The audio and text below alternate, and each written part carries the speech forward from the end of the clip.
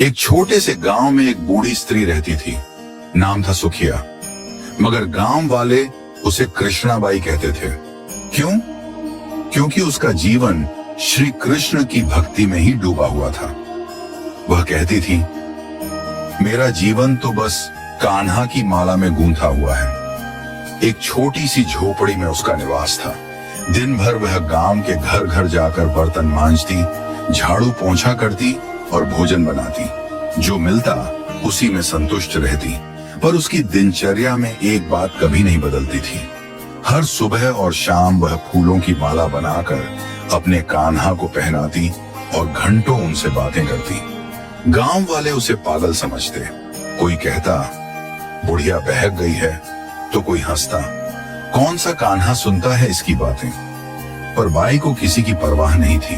वह कहती, मेरा कान्हा बोले या न बोले, मैं तो उससे दिल की बातें करती रहूंगी। एक रात जब चांदनी झोपड़ी की खपरेल पर उतर रही थी, कृष्णाबाई को स्वप्न में श्री कृष्ण के दर्शन हुए। कान्हा बोले, बाई कल इस गांव में प्रलय आने वाली है, तू यह गांव छोड़ दे और पास के गांव चली जा। सुबह होते ही बाई ने अपनी गठरी बांधी, कान्हा की मूर्ति को गोद में लिया और बैलगाड़ी मंगवाई। गांव वालों को उसने बताया कि श्री कृष्ण ने प्रलय की चेतावनी दी है। पर कौन सुनता पगली बाई की बात। सब हंसे। देखो, यह फिर कोई सपना लेकर आ गई। गाड़ी चल पड़ी। बाई अपने गांव की सीमा पार करने ही वाली थी कि कान्हा की मधुर आवाज कानों में गूंजी, बाई तू माला गूंथने वाली सुई तो भूल आई। ये सुनते ही बाई का दिल तड़प उठा।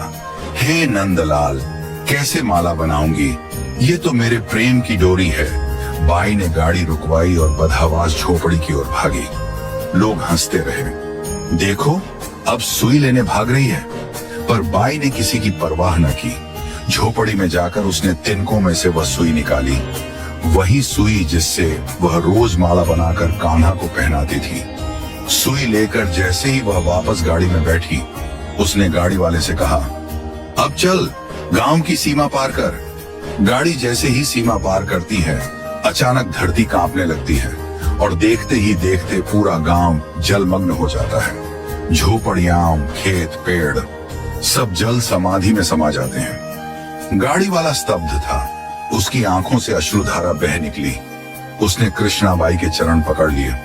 बाई, तू सच में पगली नहीं, भगवान की सच्ची भक्त है। श्री कृष्ण ने सिर्फ अपने भक्त को नहीं, उसकी उस सुई तक को महत्व दिया जिससे वह मुझे माला पहनाती थी। यह सुई कोई साधारण वस्तु नहीं थी।